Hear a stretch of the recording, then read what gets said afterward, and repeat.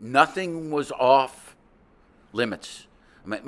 A good example, and I know I'm doing a lot of talking, but a good example. One of the segments we recorded was female jazz singers, because the other thing I don't think people really realize is the scope of B.B. King's interest in music. It was way beyond just blues. He loved country music. He loved gospel music. He loved jazz.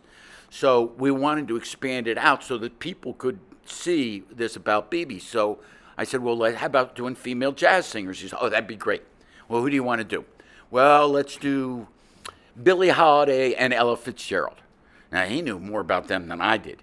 So I said, okay, what songs do you want to do by Billie Holiday? So he goes, well, let's do God Bless the Child. He mentioned another one, and he goes, and there's a third one. What's the name of that thing? It's really controversial. And I said, well, are you talking about Strange Fruit? And he goes, yeah, that's the one, Strange Fruit. So I'm sitting at the table. He's brought up that he wants to do Strange Fruit. And I'm thinking to myself, wow, he wants to do Strange Fruit. Do I dare ask him, when he was coming up, was he ever exposed to the effects of a lynching or saw young men hanging and all that kind of thing? I mean, I'm this white kid. I'm getting ready. Do I ask this man, this incredibly important and wonderful man, about a very ugly part of our history and something that I don't believe very many blacks that went through it are really interested in sharing with white people. And I don't blame them. I understand completely. But I felt like we had at a point in our relationship that the worst he would tell me is, I don't really want to talk about that, Bill, and we would just move on.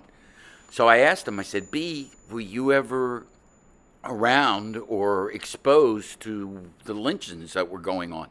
And he just told me these amazing stories as a young kid going to school through the back areas, and there was a gully with a big, huge tree at it. And periodically, as they were going to school, they'd come to this place and they'd find 2 or 3 young black teenagers hanging from the trees because the night before the Ku Klux Klan had gone to pick these kids up and kill them and hang them. So here's this 10-year-old, 11-year-old coming across this.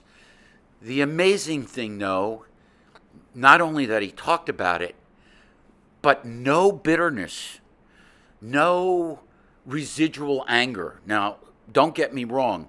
He felt it was wrong. It hurt him deeply that he saw this and he saw this in the culture. But he personally, it wasn't like whites did this to us. I hate, that he didn't have that in him at all. In him, it was, here's the story. This was wrong. This is how I feel about it.